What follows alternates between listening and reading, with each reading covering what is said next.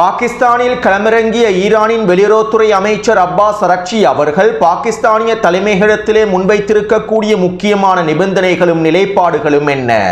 சோமாலியாவின் கடற்பிரதேசத்திற்கு அருகாமையில் கைப்பற்றப்பட்டிருக்கக்கூடிய இன்னுமொரு எண்ணெய் கப்பலும் சோமாலியாவின் கடற்படை முற்றுகை தொடர்பாக ஈரானிய தலைமைகள் வெளியிட்டிருக்கக்கூடிய கருத்துக்களும், ஹிஸ்புல்லா இராணுவத்தின் ட்ரோன் தாக்குதல்களை தடுத்து நிறுத்த முடியாமல் சிக்கி தவிக்கும் இஸ்ரேலி ஆக்கிரமிப்பும், ஹிஸ்புல்லா இராணுவத்தினர் களமிறக்கியிருக்கக்கூடிய புதிய ஃபைபர் ஆப்டிக் ட்ரோன்களும், கொத்து கொத்தாக அளிக்கப்படும் இஸ்ரேலி ஆக்கிரமிப்பின் போர் வாகனங்களும், இஸ்ரேலி ஆக்கிரமிப்பு சிப்பாய்களும், மத்திய கிழக்கை நோக்கி தொடர்ச்சியாக விரையும் அமெரிக்க போர் விமானங்களும், எரிபொருள் நிரப்பு விமானங்களும், பாரசீக வளைகுடாவிலே ஒட்டுமொத்த கண்காணிப்புகளையும் மேற்கொள்ளும் அமெரிக்க இராணுவத்தினரும், தொடரும் போர் பதற்றமும், ஹெர்மோஸ் ஜலசந்தி பிரதேசத்திலே களமிறங்கிய கன்னிவெடிகளை அகற்றுவதற்கு தயாராக இருப்பதாக அறிவித்திருக்கக்கூடிய ஜெர்மனியும் துருக்கியும், காசாவில் தொடரும் இஸ்ரேலி ஆக்கிரமிப்பின் தாக்குதல்களும், மாலி மற்றும் புர்கினா ஃபாசோ ஆகிய நாடுகளிலே ஏற்பட்டிருக்கக்கூடிய உச்ச பதற்றமும், மாலியில் ஆரம்பிக்கப்பட்டிருக்கக்கூடிய பயங்கரவாத தாக்குதல்களும்,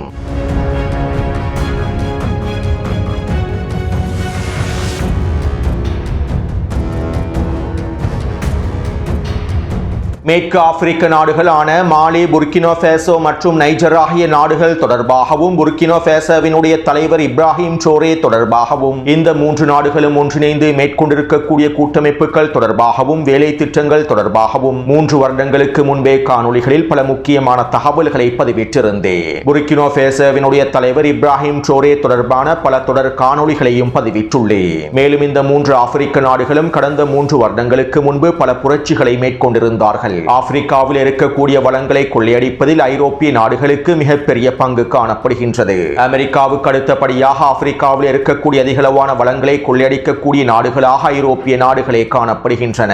அதிலும் குறிப்பாக பிரான்ஸ் ஆப்பிரிக்காவில் இருக்கக்கூடிய அதிகளவான வளங்களை முழுமையாக கொள்ளையடிக்கின்றது. இப்படியான நிலைமையிலேயே தங்களுடைய நாடுகளில் இருந்து பிரான்சையும் அமெரிக்காவையும் முழுமையாக வெளியேற்ற வேண்டும் என்பதற்காக 3 வருடங்களுக்கு முன்பு புர்கினா ஃபாசோவினுடைய இராணுவ தலைமை அதிகாரியாகவும் ஜனாதிபதியாகவும் இருக்கக்கூடிய இப்ராஹிம் ட்ரோரே அவர்களும், மாலியினுடைய இராணுவ தலைமை அதிகாரியாகவும் தலைவராகவும் இருக்கக்கூடிய ஜெனரல் அசீம் கோய்ட்டா அவர்களும், நைஜரின் இராணுவ தலைமை அதிகாரியாகவும் அதிபராகவும் இருக்கக்கூடிய அப்துல் ரஹ்மான் அவர்களும் ஒன்றிணைந்து பல வேலை திட்டங்களையும் புரட்சிகளையும் மேற்கொண்டார்கள். அமெரிக்காவுக்கும் பிரான்சுக்கும் ஐரோப்பிய நாடுகளுக்கும் அடிமையாக இருக்கக்கூடிய அவர்களுடைய அரசாங்கத்தை தூக்கி எறிந்து இராணுவ ஆட்சியின் மூலமாக நாட்டை கைப்பற்றினார்கள். மேலும் எங்களுடைய நாட்டு வளங்கள் எங்களுடைய நாட்டு மக்களுக்கே பயனளிக்க வேண்டும் என்பதற்காக இப்ராஹிம் ட்ரோரே உட்பட ஏனைய தலைவர்களும் பல வெற்றிகரமான வேலை திட்டங்களையும் மேற்கொண்டிருந்தார்கள். இதற்கமைவாக மாலி, புர்கினா ஃபாசோ மற்றும் நைஜரில் இருக்கக்கூடிய அமெரிக்க அதிகாரிகள், தூதரக அதிகாரிகள் என அனைவரும் வெளியேற்றப்பட்டார்கள். பிரான்சினுடைய இராணுவம் மற்றும் அதிகாரிகள், தூதரகங்கள் என அனைவரையும் வெளியேற்றினார்கள்.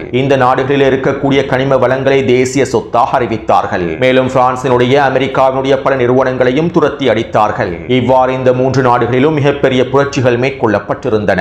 இப்படியான நிலைமையில் இந்த புரட்சியானது ஒட்டுமொத்த ஆப்பிரிக்கா முழுவதும் பரவுவதற்கு ஆரம்பித்தன. அதிலும் குறிப்பாக புர்கினா ஃபாசோவினுடைய தலைவர் இப்ராஹிம் ட்ரோரே தொடர்பாக ஆப்பிரிக்கா முழுவதும் ஒரு மிகப்பெரிய நம்பிக்கை ஏற்படுத்தப்பட்டிருந்தது. ஒருங்கிணைந்த ஆப்பிரிக்காவை உருவாக்குவதற்கான வேலை திட்டங்களை ஆரம்பிக்கும் நோக்கத்தோடு இந்த 3 நாடுகளும் ஒன்றிணைந்து முழுமையான கூட்டமைப்பை உருவாக்கினார்கள். எனவே இவ்வாறு பல வெற்றிகரமான வேலை திட்டங்களை மேற்கொண்டு வரக்கூடிய சூழ்நிலையில் இந்த 3 நாடுகளுடைய தலைவர்களையும் படுகொலை செய்வதற்காகவும் உள்நாட்டு போரை ஏற்படுத்துவதற்காகவும் பல வேலை திட்டங்கள் முன்னெடுக்கப்பட்டன. வளமையாக இதற்காக பயன்படுத்தப்படக்கூடிய பயங்கரவாத குழுக்களே இங்கும் பயன்படுத்தப்பட்டார்கள். ISIS பயங்கரவாதிகளோடும் அல் கைதா பயங்கரவாதிகளோடும் நேரடியான தொடர்புகளை வைத்திருக்கக்கூடிய அவர்களுடைய கிளையாக செயற்படக்கூடிய ஜேனிம் என்கின்ற பயங்கரவாத குழுவானது இந்த 3 நாடுகளுக்கும் எதிரான தாக்குதல்களை மேற்கொண்டது. குறிப்பாக பிரான்ஸ் இந்த பயங்கரவாத குழுக்களுக்கு முழுமையான ஆதரவையும் உதவிகளையும் வழங்கி இருப்பதாக ஆப்பிரிக்காவினுடைய இராணுவ ஆய்வாளர்கள் தெரிவித்துள்ளார்கள். இந்த 3 நாடுகளின் கூட்டமைப்பை சிதைக்கும் நோக்கத்தோடும், இந்த 3 நாடுகளின் வேலை திட்டங்களை சிதைக்கும் நோக்கத்தோடும், ஸ்திரத்தன்மைகளை சிதைக்கும் நோக்கத்தோடுமே இந்த வேலை திட்டங்கள், சூழ்ச்சி திட்டங்கள் அனைத்தும் நடைமுறைப்படுத்தப்பட்டுள்ளன. மேலும் கடந்த 3 வருடமாக மாலி, புர்கினா ஃபாசோ மற்றும் நைஜர் ஆகிய நாடுகளுக்கு எதிரான பயங்கரவாத தாக்குதல்கள் அதிகரித்திருந்தன. இப்படியான நிலைமையிலேயே இன்று காலை ஜேனிம் பயங்கரவாதிகளும் FLA பயங்கரவாதிகளும் ஒன்றிணைந்து மாலியின் பல பிரதேசங்களினூடாக தாக்குதல்களை ஆரம்பித்துள்ளார்கள். அதிகளவான பயங்கரவாதிகள் மாலியினுடைய தலைநகரை கைப்பற்றும் நோக்கத்தோடும், மாலியில் இருக்கக்கூடிய முக்கியமான இராணுவ தளங்களை கைப்பற்றும் நோக்கத்தோடுமே இந்த தாக்குதல்களை மேற்கொண்டுள்ளார்கள். மேலும் மாலியினுடைய அரசாங்கத்தை முழுமையாக கைப்பற்றி ஜேனிம் பயங்கரவாதிகளுடைய தலைவரின் கட்டுப்பாட்டில் கொண்டு வருவதற்காகவே இந்த தாக்குதல்கள் மேற்கொள்ளப்பட்டுள்ளன. அத்தோடு இந்த தரைவழி தாக்குதலுக்கு பிரான்சும் ஏனைய ஐரோப்பிய நாடுகளும் மறைமுகமாக முழுமையான ஆதரவை வழங்கி இருப்பதாகவும் இந்த தாக்குதலை வீரியப்படுத்துவதற்கான எல்லாவிதமான உதவிகளையும் பிரான்ஸ் மறைமுகமாக வழங்கி இருப்பதாகவும் ஆப்பிரிக்க ஆய்வாளர்கள் தெரிவிக்கின்றார்கள். அத்தோடு இன்று காலையிலிருந்து மாலியின் தலைநகரிலும் மாலியினுடைய வடக்கு பிரதேசத்திலும் உச்ச மோதல்கள் நடைபெற்று வருகின்றன. மேலும் இந்த ஜேனியம் பயங்கரவாதிகள் தலைநகரினுடைய வடக்கு பிரதேசத்தை கைப்பற்றி இருப்பதாகவும் இன்னும் சில முக்கியமான இராணுவ தளங்களை கைப்பற்றி இருப்பதாகவும் தெரிவிக்கப்படுகின்றது. அது மட்டுமல்லாமல் மாலியினுடைய பாதுகாப்பு அமைச்சருடைய வீட்டை இலக்கு வைத்து தாக்குதல்களை மேற்கொண்டு அவரையும் படுகொலை செய்துள்ளார்கள். மாலியின் இராணுவ தளபதிகளில் இருவரை படுகொலை செய்திருப்பதாகவும் தெரிவிக்கப்படுகின்றது. தற்போது மாலியிலே நிலைமைகள் மிகவும் மோசமாகவே இருக்கின்றன. சூடானில் எவ்வாறு RSF படைகள் ஐக்கிய அரபு அமீரகத்தின் ஆதரவு பெற்ற RSF படைகள் சூடானிய மக்களை கொன்று குவித்ததோ அதே போன்று இந்த ஜேனியம் பயங்கரவாதிகளும் தற்போது மாலியிலே இருக்கக்கூடிய மக்களையும் கொன்று குவித்து வருகின்றார்கள். பிரதேசங்களை கைப்பற்றிக் கொள்வதற்காகவும் தலைநகரை அவர்களுடைய கட்டுப்பாட்டுக்கு கீழால் கொண்டு வருவதற்காகவும் ஜேனியம் பயங்கரவாதிகள் இந்த உச்சக்கட்ட தாக்குதல்களையும் மேற்கொண்டு வருகின்றார்கள். அதே நேரம் தற்போது மாலியின் இராணுவமும் பதிலடி தாக்குதல்களை மேற்கொண்டு வருகின்றன. இரு தரப்பினருக்கும் இடையில் மோதல்கள் உச்சக்கட்டத்தை அடைந்துள்ளன. அத்தோடு இங்கு இருக்கக்கூடிய இன்னும் ஒரு விடயம் என்னவென்றால் இந்த ஜேனியம் பயங்கரவாதிகளும் FLA பயங்கரவாதிகளும் இன்னும் சஹேல் பிரதேசத்தில் இருக்கக்கூடிய அதிகளவான பயங்கரவாதிகளும் ஒன்றிணைந்து புர்கினா ஃபேசோவுக்கு எதிரான தரைவழி தாக்குதல்களையும் ஆரம்பிக்க திட்டமிட்டுள்ளார்கள். இப்ராஹிம் ட்ரோரேவையும் படுகொலை செய்வதற்கான வேலை திட்டங்களை ஆரம்பித்துள்ளார்கள். ஏற்கனவே இப்ராஹிம் ட்ரோரேவை படுகொலை செய்வதற்காக 40க்கும் அதிகமான முயற்சிகள் மேற்கொள்ளப்பட்டிருந்தன. இந்த படுகொலைகள் அனைத்தும் தோல்வியில் முடிவடைந்திருந்தன.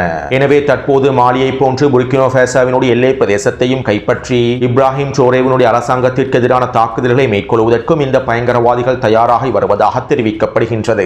இப்படியான நிலைமையில் தற்போது இப்ராஹிம் ட்ரோரே அவர்கள் இராணுவத்தினை முழுமையாக தயார் நிலையில் வைத்திருப்பதாகவும் மாலியின் அரசு இராணுவத்திற்கு முழுமையான ஆதரவை வழங்குவதற்கு அனைத்து தயார்படுத்தல்களும் மேற்கொள்ளப்பட்டிருப்பதாகவும் தெரிவிக்கப்படுகின்றது. அதே போன்று நைஜரும் தற்போது உச்ச எச்சரிக்கையில் வைக்கப்பட்டிருப்பதாக தெரிவிக்கப்படுகின்றது. எனவே தற்போது மாலி, புர்கினா ஃபேசோ மற்றும் நைஜர் ஆகிய நாடுகளில் மிகப்பெரிய பதற்றங்கள் ஏற்பட்டுள்ளன. மேலும் இந்த பயங்கரவாதிகளுடைய தரைவழி தாக்குதல்கள் மிகப்பெரிய போராக மாறி வருவதாகவே தெரிவிக்கப்படுகின்றது. அடுத்து காசாவிலே இஸ்ரேலிய ஆக்கிரமிப்பு ராணுவம் தொடர்ச்சியான வான்வழி தாக்குதல்களையும் பீரங்கி தாக்குதல்களையும் மேற்கொண்டு வருகின்றது. கடந்த 24 மணித்தியாலங்களுக்குள் காசாவிற்குள்ளே 6க்கும் அதிகமான தாக்குதல்கள் மேற்கொள்ளப்பட்டுள்ளன. வடக்கு காசாவிலே 3 வாகனங்கள் இலக்கு வைத்தும், மத்திய காசாவில் 5 குடியிருப்பு பகுதிகளை இலக்கு வைத்தும், கான் யூனிஸ் பிரதேசத்திலே 2 குடியிருப்பு பகுதிகளை இலக்கு வைத்தும் தாக்குதல்கள் மேற்கொள்ளப்பட்டுள்ளன. மேலும் கான் யூனிஸினுடைய கிழக்கு பிரதேசத்திலே மஞ்சள் எல்லை கருகாமையில் இஸ்ரேலிய ஆக்கிரமிப்பு 5 பீரங்கி தாக்குதல்களை மேற்கொண்டிருந்தது. இந்த தாக்குதலிலே 8 பலஸ்தீனியர்கள் படுகொலை செய்யப்பட்டிருப்பதாக தெரிவிக்கப்படுகின்றது. அதே போன்று காசாவின் மேற்கு கடற்கரை பிரதேசத்தின் ஊடாகவும் இஸ்ரேலிய ஆக்கிரமிப்பினுடைய கடற்படையினர் தொடர்ச்சியான துப்பாக்கிச் சூட்டு தாக்குதல்களை மேற்கொண்டு வருகின்றார்கள். பலஸ்தீனிய மீனவர்கள் மீன் பிடிப்பதற்காக கடலுக்குள் இறங்கக்கூடாது என்பதற்காகவும் மேற்கு கடற்கரை பிரதேசங்களை முழுமையாக கட்டுப்பாட்டில் வைத்திருப்பதற்காகவும் இந்த தொடர்ச்சியான கடற்படை தாக்குதல்களை மேற்கொண்டு வருவதாகவும் தெரிவிக்கப்படுகின்றது. அடுத்து காசாவுக்கான டொனால்ட் ட்ரம்பினுடைய பீஸ் கவுன்சிலானது காசாவின் உள்கட்டமைப்பை நிர்வகிப்பது தொடர்பான வரைபடம் ஒன்றை உருவாக்கியுள்ளது. மேலும் காசாவுக்குள்ளே துறைமுகத்தை அமைப்பதற்கும் வர்த்தக நகரங்களை அமைப்பதற்கும் காசாவின் உள்கட்டமைப்புகளை நிறுவுவதற்குமான ஒரு வரைபடத்தை அமைத்துள்ளது. அத்தோடு இவ்வாறு காசாவினுடைய உள்கட்டமைப்புகளை நிர்வகிக்கக்கூடிய வரைபடத்தை முழுமையாக பொறுப்பேற்று நடைமுறைப்படுத்துவதற்காக ஐக்கிய அரபு அமீரகத்திடம் கோரிக்கைகள் முன்வைக்கப்பட்டிருந்தன.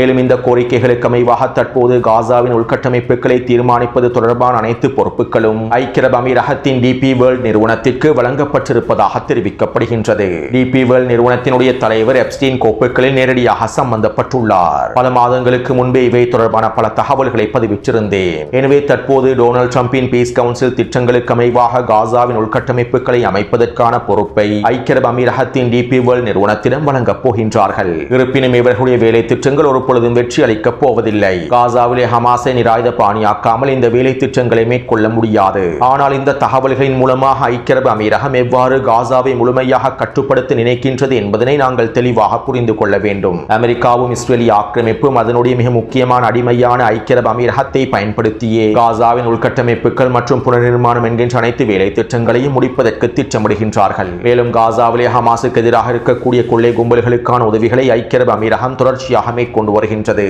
கடந்த 2 வாரத்திற்குள் மாத்திரம் கான் யூனிஸ் பிரதேசத்தினுடைய பிரதேசத்தினுடைய கிழக்கு பகுதியில் இருக்கக்கூடிய கொள்ளை கும்பல்களுக்கு தேவையான வாகனங்களையும் அவர்களுக்கு தேவையான ஆயுதங்களையும் ஐக்கிய அரபு அமீரகம் அனுப்பி வைத்திருப்பதாகவும் தெரிவிக்கப்படுகின்றது. இதன் விளைவாக தற்போது கான் யூனிஸின் கிழக்கு பிரதேசத்திலே ஹமாஸுக்கு எதிராக கொள்ளை கும்பல்களுடைய ஆதிக்கம் அதிகரித்திருப்பதாகவும் கிட்டத்தட்ட 40 தொடக்கம் 50 வரையிலான கொள்ளை கும்பல் உறுப்பினர்களை சேர்க்கப்பட்டிருப்பதாகவும் தெரிவிக்கப்படுகின்றது.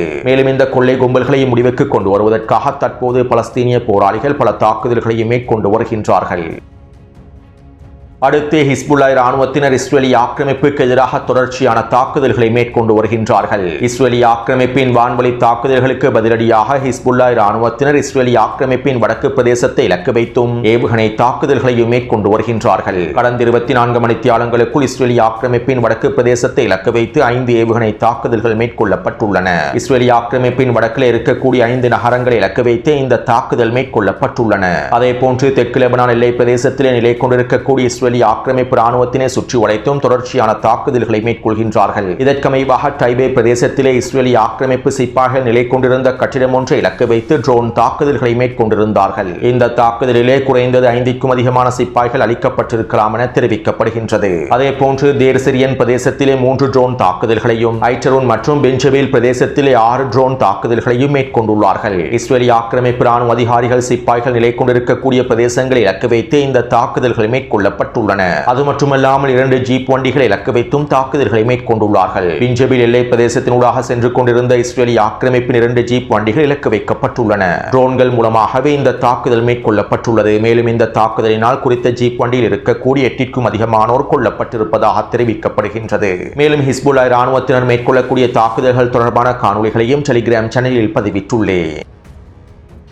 அத்தோடு பின்ஜபீலினுடைய எல்லை பிரதேசத்திலே 6 ஹிஸ்புல்லா போராளிகள் ஒரு கட்டிடத்தில் இருந்து கொண்டு இஸ்ரேலிய ஆக்கிரமிப்புக்கு எதிராக உச்ச தாக்குதல்களை மேற்கொண்டார்கள். இஸ்ரேலிய ஆக்கிரமிப்பு ராணுவம் குறித்த கட்டிடத்தினை முழுமையாக முற்றுகையிட்டது. இவ்வாறு முற்றுகையிட்டு ஹிஸ்புல்லா ராணுவத்தின் 6 போராளிகளுக்கு எதிராகவும் உச்ச தாக்குதல்களை மேற்கொண்டது. இருப்பினும் இந்த 6 போராளிகளையும் படுகொலை செய்ய முடியவில்லை. இஸ்ரேலிய ஆக்கிரமிப்பின் தரைப்படையானது குறித்த கட்டிடத்தினை சுற்றி வளைத்து தாக்குதல்களை மேற்கொண்டாலும் கிட்டத்தட்ட 25க்கும் அதிகமான இஸ்ரேலிய ஆக்கிரமிப்பு சிப்பாய்கள் 6 ஹிஸ்புல்லா போராளிகளை சுற்றி வளைத்து தாக்குதல்களை மேற்கொண்டார்கள். இருப்பினும் இந்த 6 ஹிஸ்புல்லா போராளிகளும் வீரியமான பதிலடி தாக்குதல்களை மேற்கொண்டிருந்தார்கள். இந்த தாக்குதலிலே இஸ்ரேலிய ஆக்கிரமிப்பின் பல சிப்பாய்கள் கொல்லப்பட்டும் படுகாயங்களுக்கும் உள்ளாக்கப்பட்டுள்ளார்கள். மேலும் இந்த 6 போராளிகளையும் இஸ்ரேலிய ஆக்கிரமிப்பு ராணுவத்தினால் வீழ்த்த முடியவில்லை. இதைத் தொடர்ந்து இஸ்ரேலிய ஆக்கிரமிப்பு ராணுவம் வான்வழி தாக்குதல் மூலமாக குறித்த கட்டிடத்தினை முழுமையாக தாக்கி அளித்தது. தரைப்படையின் மூலமாக கொள்ள முடியாத ஹிஸ்புல்லா போராளிகளை வான்வழி தாக்குதலின் மூலமாகவே இஸ்ரேலிய ஆக்கிரமிப்பு படுகொலை செய்தது. மேலும் இந்த தாக்குதல் தொடர்பான காணொளிகளை டெலிகிராம் சேனலில் பதிவிட்டுள்ளேன்.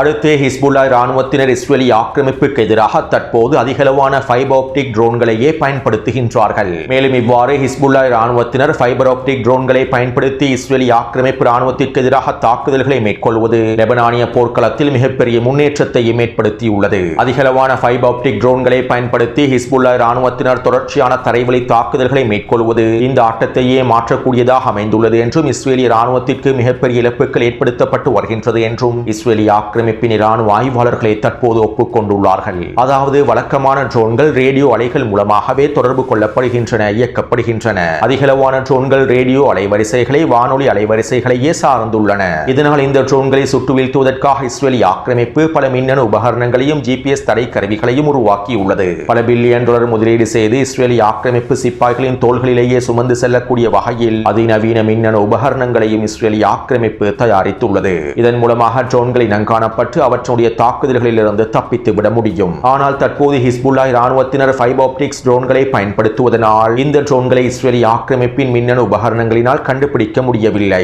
அதாவது இந்த ஃபைபர் ஆப்டிக்ஸ் ட்ரோன்கள் ரேடியோ அலைகள் மூலமாக இயக்கப்படுவதில்லை. மேலும் மின்னணு உபகரணங்களின் மூலமாகவும் அதனை கண்டுபிடிக்க முடியாது. மேலும் இந்த ஃபைபர் ஆப்டிக்ஸ் ட்ரோன்களை இலகுவாகவும் பயன்படுத்த முடியும். எனவே தற்போது ஹிஸ்புல்லாஹ் இராணுவத்தினர் இந்த ஃபைபர் ஆப்டிக்ஸ் ட்ரோன்களை முழுமையாக களமிறக்கி இருப்பதனால் நூற்றுக்கணக்கான ஆயிரக்கணக்கான ஃபைபர் ஆப்டிக்ஸ் ட்ரோன்களை பயன்படுத்தி தாக்குதல்களை மேற்கொண்டு வருவதனால் இது இஸ்ரேலிய ஆக்கிரமிப்புக்கு மிகப்பெரிய சவாலாக மாறியுள்ளது. மேலும் இவற்றை கண்டுபிடிக்க முடியாததனால் சுட்டு வீழ்த்த முடியாததனால் ஹிஸ்புல்லாஹ் இராணுவத்தினரும் இலகுவாக இந்த ட்ரோன்களை பயன்படுத்தி வீரியமான தாக்குதல்களை மேற்கொள்கின்றார்கள். இதன் விளைவாக இஸ்ரேலிய ஆக்கிரமிப்பினுடைய அதிகளவான போர் விமானங்களும் இஸ்ரேலிய ஆக்கிரமிப்பு சிப்பாய்களும் அதிகாரிகளும் இலகுவாக இலக்கு வைக்கப்படுகின்றார்கள். இதுவரைக்கும் இந்த ஃபைபர் ஆப்டிக்ஸ் ட்ரோன்களை பயன்படுத்தி மாத்திரம் 25க்கும் அதிகமான மெர்காவா போர்த்தாங்கி வாகனங்களும் 10க்கும் அதிகமான ஜீப் வண்டிகளும் இஸ்ரேலிய ஆக்கிரமிப்பு ஆக்கிரமிப்பு சிப்பாய்கள் நிலை கொண்டிருக்கக்கூடிய 15க்கும் அதிகமான பிரதேசங்களும் இலக்கு வைக்கப்பட்டுள்ளன. மேலும் இந்த தாக்குதலினால் அதிகளவான இழப்புகளும் இஸ்ரேலிய ஆக்கிரமிப்புக்கு ஏற்படுத்தப்பட்டுள்ளன. ஈரானிய பாராளுமன்றத்தின் தேசிய பாதுகாப்பு சபையினுடைய உறுப்பினர் அலி கஸ்ரியன் அவர்கள் இவ்வாறு தெரிவித்துள்ளார். பாபல் மண்டப் பிரதேசத்தின் வழியாக ஜியோனிச ஆக்கிரமிப்பினுடைய கப்பல்கள் செல்வதனை சோமாலியா முழுமையாக தடுத்து நிறுத்தி வருகின்றது. சோமாலியாவினுடைய தடைகள் ஆக்கிரமிப்பினுடைய கப்பல் போக்குவரத்தை முடக்கியுள்ளன. பாபல் மண்டப் பிரதேசத்தினுடைய விவகாரத்தில் இன்னும் யெமன் ஹவுதி இராணுவத்தினர் தலையிடவில்லை. அதே நேரம் சோமாலியா அதனுடைய கடற்பிரதேசத்திற்கு அருகாமையிலும் பாபல் மண்டப் பிரதேசத்திலும் ஜியோனிச ஆக்கிரமிப்பின் கப்பல்களுக்கு விரிவான தடைகளை விதித்துள்ளது. இதற்கு சோமாலியா பல வேலை திட்டங்களையும் காய் நகர்த்தல்களையும் மேற்கொண்டு வருகின்றது என அவர் குறிப்பிட்டுள்ளார். அத்தோடு சோமாலியாவின் குறித்த தடை தொடர்பாகவும் யெமன் ஹவுதி இராணுவத்தோடு மேற்கொள்ளப்பட்டிருக்கக்கூடிய ஒருங்கிணைப்புகள் தொடர்பாகவும் நேற்றைக்கு முன்தினம் வெளியிட்ட காணொளிகளில் தெளிவாக குறிப்பிட்டிருந்தேன். மேலும் சோமாலியாவின் எதிர்ப்பு போராளிகள் இஸ்ரேலிய ஆக்கிரமிப்பினுடைய சரக்கு கப்பல் ஒன்றை இலக்கு வைத்தும் தாக்குதல்களை மேற்கொண்டிருந்தார்கள். இப்படியான நிலைமையில் சோமாலியாவினுடைய கடற்பிரதேசத்திற்கு அருகாமையில் எண்ணெய் கப்பல் ஒன்றும் தாக்கப்பட்டு கைப்பற்றப்பட்டுள்ளது. மேலும் குறித்த கப்பலில் இருக்கக்கூடிய 25 மாலுமிகளையும் கைது செய்துள்ளார்கள். ஜியோனிஸ் ஆக்கிரமிப்பு நிறுவனத்தோடு சம்பந்தப்பட்டிருக்கக்கூடிய இந்த எண்ணெய் கப்பலையே கைப்பற்றியுள்ளார்கள். அதே நேரம் சோமாலியாவினுடைய கடற்கொள்ளையர்கள் மூலமாகவே இந்த கப்பல் கைப்பற்றப்பட்டிருப்பதாகவும் சில ஊடகங்கள் தெரிவித்திருந்தன. அதே நேரம் இந்த தாக்குதல்கள் தொடர்பான உத்தியோகபூர்வமான தகவல்களை அறிவிப்புகளை இன்னும் சோமாலியாவில் இருக்கக்கூடிய எதிர்ப்பு குழுக்கள் வெளியிடவில்லை. மேலும் இனி வரக்கூடிய நாட்களில் சோமாலியாவில் இருக்கக்கூடிய எதிர்ப்பு குழுக்கள் இவை தொடர்பான அறிக்கைகளை வெளியிடுவார்கள் என்றும் எதிர்பார்க்கப்படுகின்றது. எனவே தற்போது சோமாலியாவுடைய கடற்கரை பிரதேசமும் ஆக்கிரமிப்புக்கு மிகப்பெரிய சவாலாக மாறியுள்ளது. பாபல் மண்டப் பிரதேசத்தினூடாகவும் சோமாலியாவின் தென்கிழக்கு பிரதேசத்தினூடாகவும் செல்லக்கூடிய அனைத்து கப்பல்களும் முழுமையாக கண்காணிக்கப்பட்டு வருவதாகவும் தெரிவிக்கப்படுகின்றது. யெமன் ஹவுதி இராணுவத்தினர் மற்றும் ஈரானோடு ஒருங்கிணைப்புகள் மேற்கொள்ளப்பட்டிருப்பதாகவும் தெரிவிக்கப்படுகின்றது. அடுத்து அமெரிக்காவுக்கும் ஈரானுக்கும் இடையில் போரானது முடிவுக்கு கொண்டு வரப்பட்டால் அதற்கு பிறகு ஹெர்மோஸ் ஜலசந்தி பிரதேசத்தில் இருக்கக்கூடிய கன்னிவெடிகளை அகற்றுவதற்கான கப்பல்களை இராணுவ கப்பல்களை நாங்கள் களமிறக்குவதற்கு தயாராகவே இருக்கின்றோம் என ஜெர்மனியின் பாதுகாப்பு அமைச்சர் தெரிவித்துள்ளார். அதே போன்று ஹெர்மோஸ் ஜலசந்தி பிரதேசத்தில் இருக்கக்கூடிய கன்னிவெடிகளை அகற்றுவதற்கு நாங்களும் தயாராக இருக்கின்றோம் என துரோகி அர்துகானினுடைய வெளியுறவுத்துறை அமைச்சர் ஹக்கன் ஃபிதானும் அறிவித்துள்ளார். அமெரிக்காவுக்கும் ஈரானுக்கும் இடையில் ஒப்பந்தம் மேற்கொள்ளப்பட்டு யுத்த நிறுத்தம் ஏற்படுத்தப்பட்டால் நீடித்த யுத்த நிறுத்தம் ஏற்படுத்தப்பட்டால் அதற்கு பிறகு நேட்டோ நாடுகள் ஒன்றிணைந்து ஹெர்மோஸ் ஜலசந்தி பிரதேசத்தில் இருக்கக்கூடிய கன்னிவெடிகளை முழுமையாக நீக்குவதற்கு தயாராக இருப்பதாகவே அறிவித்துள்ளார்கள்.